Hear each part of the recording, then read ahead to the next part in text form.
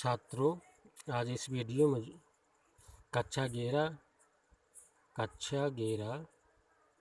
Mathematics में एक lesson है जो आपके कोर्स में निर्धारित है, रेखीय असमीकरण। कौन सा? असमीकरण। तो पहले असमीकरणों के बारे में विचार करते हैं।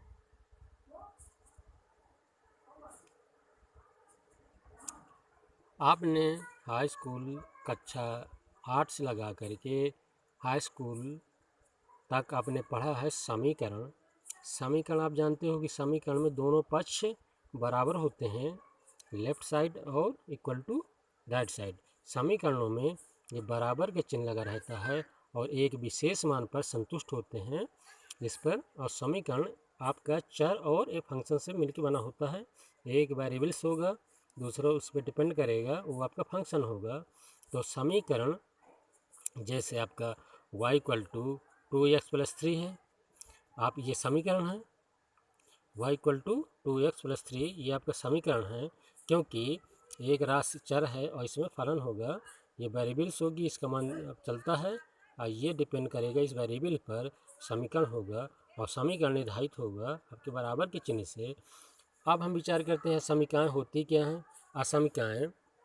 असमीकरणों का जनरली यूज अर्थशास्त्र, मनोविज्ञान, विज्ञान और गणित में महत्वपूर्ण ढंग से होता है। और असमीकरण होती क्या हैं? अगर हम स्मॉलर ग्रेटर, चूँकि समीकरणों में बराबर के चिन्ह लगा रहता है, असमीकरणों में स्मॉलर दैन, ग्रेटर दैन और smaller greater than and equivalent, smaller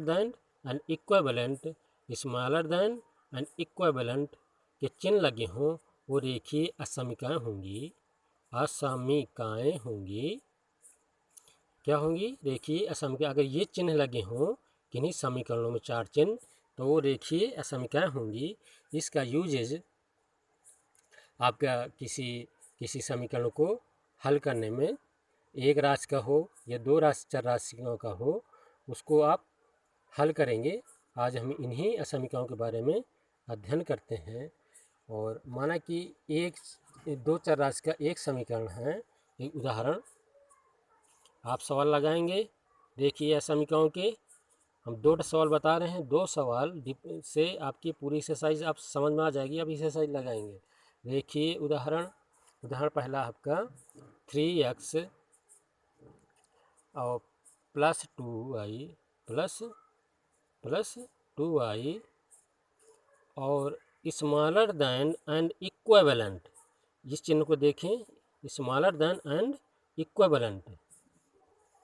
और 6, इस समीकरण का हम रिप्रेजेंट करना है, ग्राफिकल रिप्रेजेंटेशन करनी है, इसके ग्राफ के द्वारा रिप्रेजेंट करनी है। कैसे? ग्राफ के द्वारा। तो ग्राफ के पहले कई चरण है इसके, इस समीकरण को हल करने के लिए, ग्राफ के द्वारा प्रदर्शित करने के लिए कई स्टेप हैं। पहला स्टेप आपका क्या है? पहले स्टेप में आप इस समीकरण को x = 0 और y = 0 रखने पर इन समीकरणों के मान ज्ञात करेंगे। रखते हैं x = 0 इस समीकरण में रखें। जब x = 0 रखेंगे तो 2y = 6 हो जाएगा। तो y बराबर कितने आएगा? 2 × 6 3 आएगा। तो y का मान आपका निकलेगा 3। ठीक है। इसी तरह आपका y का मान जब यहाँ पे 0 रखेंगे, तो जब 0 का मान 0 हो जाएगा तो x = 3 दूनी 6, x का मान आपका 2 आ जाएगा। ये सभी सवालों में आप x = 0 y = 0 मान के चलेंगे तो आपका y और x का मान निकल आएंगे। आपके 2 बिंदु मिल जाएंगे। ये आपका निर्देशांक ज्यामिति में आपने पढ़ा होगा। तो इस कोऑर्डिनेट, जैसे आपका ये बिंदु कोई कोऑर्डिनेट है, आपका मान लें आपका एक बिंदु है और इस बिंदु की कोऑर्डिनेट क्या होंगे? क्योंकि कोऑर्डिनेट निर्धारित होगी भुज और कोण से। ये भुज होगा x अक्ष, क्योंकि 2 डायमेंशन प्लेन में x तल y प्लेन होंगे, x तल x अक्ष और ये y अक्ष। तो x अक्ष और y से जो प्लेन बनेगा वो समतल होगा, अर्थात x y समतल है। ये 2 डायमेंशन प्लेन में इसका जब कोऑर्डिनेट से आप इसके कोऑर्डिनेट रखेंगे तो x बराबर पहले भुज रखेंगे, फिर आप कोण रखेंगे, तो 0 और 3 हुई। इसी तरह दूसरा बिंदु आप भी मान लीजिए, इसके कोऑर्डिनेट क्या हुए? पहले x रखेंगे और y का मान बाद में 0 रखेंगे। ये आपके कोऑर्डिनेट हो गए। अब इन कोऑर्डिनेटों से ये पहला चरण हो गया। अब अक्ष खींचते हैं, जो हमने ये रिप्रेजेंट किया है, ये आपके मूल बिंदु की कोऑर्डिनेट है। मूल बिंदु के निर्देशांक क्या होते हैं? 0 0। माना कि 1 खाना, 2 खाना, 3 खाना, इस तरह आप खींच लीजिए। चूँकि हमारे पास ग्राफ पेपर नहीं है, हम ऐसे खाना गिन रहे हैं। ग्राफ पेपर में बनाएंगे, हल करेंगे तो इस तरह के चिन्ह बने रहते हैं ग्राफ पेपर में, इस तरह के। तो हम ऐसे कैलकुलेट कर लिया है। माना कि ये आपका बिंदु क्या है, कौन सा? ए वाला 0, ये 0 वाला बिंदु है। और कोऑर्डिनेट वाई एच क्या है? 3 खाने। तो 0 1 खाना, 2 खाना, 3 खाने, यहाँ पे आपका ये कोऑर्डिनेट पहुँचा। ये हो गया 0 और 3, 0 3 हुआ। इसी तरह दूसरा ये आपका बिंदु ए है, बिंदु ए है। इसी तरह बिंदु बी का रिप्रेजेंट जब करेंगे तो ये 2 खाना, 1 खाना, 2 खाना, 2 खाना आपका ये हो गया। और यहाँ पे वाई का मान क्या है? तो ये आपकी यक्स, ये आपका यक्स अक्ष का समीकरण है। यक्स अक्ष पे बिंदु कोऑर्डिनेट पड़ेगा और वो बनेगा वाई अक्ष पर। अब दूसरा चरण क्या है? दूसरे चरण में इन दोनों से आप ये डॉटेड लाइन पट्टी से खींच देंगे, डॉट डॉट बना करके ये गाढ़ी लाइन खींच देंगे। ठीक है, ये जिस तरह हमने पट्टी से खींच दिया तो ये रिप्रेजेंट करेगा, हम इस समीकरण को बराबर इक्विवेलेंट मान के चले हैं। ये एक सरल रेखा रिप्रेजेंट करेगी 3x + 2y = 6 की। ये क्या रिप्रेजेंट करेगी? 3x + 2y = 6। ये रेखा आपकी ये हो जाएगी। और चूँकि अब दूसरे चरण में आपके ये रिप्रेजेंट करनी है डॉटेड लाइन या डार्क लाइन से, इस तरह आपको खींच देनी है। तीसरा चरण आपका होगा। तीसरे चरण में आप एक कोई बिंदु मान लेंगे। वो बिंदु को आप अपने मन से मान सकते हैं। कोई बिंदु x का मान 2 ही मान लो, ये 3 मान लो, ये y का मान 2 मान लो, कुछ भी मान लीजिए। और इस पे आप इस बिंदु को रख दें।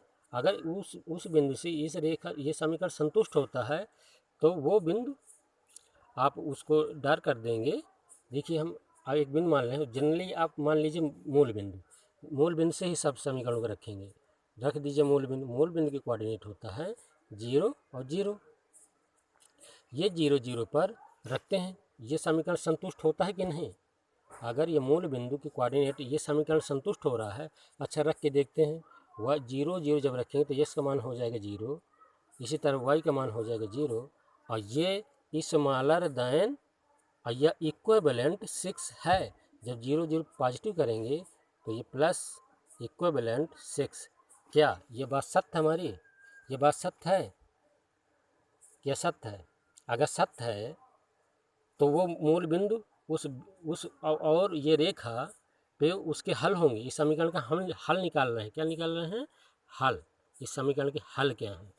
तो अगर इस समीकरण को मूल बिंदु पे जब संतुष्ट रखते हैं तो क्या इस रेखा को संतुष्ट कर रहा है कि नहीं कर रहा? कर रहा है। आप समझें कि 0 स्मॉलर देन या इक्विवेलेंट 6 से छोटा है क्या 0? ये बात सत्य है? सत्य है कि नहीं सत्य है? ये चिन्ह हमारा क्या बता रहा है कि 0 छोटा है 6 से, तो बात सत्य है हमारी। अर्थात अगर ये सत्य है, अगर ये बात सत्य है तो ये 0 जो कोऑर्डिनेट आपका है ये समीकरण को संतुष्ट करेगा। अर्थात ये 0 से एक हम डार्क बिंदु खींच देते हैं या छायांकित कर देते हैं। इसको क्या कर देते हैं? छायांकित। लीजिए हम छायांकित कर दिया और ये छायांकित भाग। तो छायांकित भाग इस समीकरण के हल क्या होंगे? अब इसका हल क्या है? इसका हल क्या है? वो जो छायांकित भाग है, क्या है? छायांकित भाग अब प्लस इस रेखा पर मिलने वाले सभी बिंदु, उस सरल रेखा पर मिलने वाले सभी बिंदु इस समीकरण के हल होंगे। इस समीकरण के हल होंगे। बहुत समझ में आ गया होगा ये। इस तरह आप हल कीजिए। अब दूसरा सवाल हम देखते हैं कि एक क्वेश्चन और लेते हैं। क्या इस समीकरण को संतुष्ट कर रहा है कि नहीं कर रहा है? अब बस यही 2 चीज़ मिलेंगी। यदि संतुष्ट कर रहा है तो उसका मूल बिंदु रिप्रेजेंट कर दीजिए, छायांकित भाग कर दीजिए। अगर असंतुष्ट कर रहा है तो उसको आउट कर दीजिए। अगर असंतुष्ट कर रहा है तो उस बिंदु को आप आउट कर दीजिए, बाहर बिंदु ले लीजिए। जैसे दूसरा कोई समीकरण है एक समीकरण हम दूसरा एग्जाम्पल लेते हैं।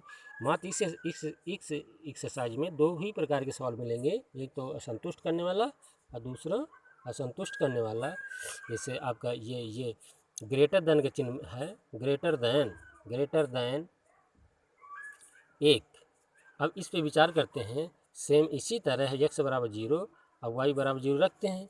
जब x बराबर 0 रखेंगे तो y का मान क्या आएगा, y का मान माइनस 1/2 हो जाएगा, मतलब 0.5, आधा खाना से छोटा। आधा खाना, एक खाना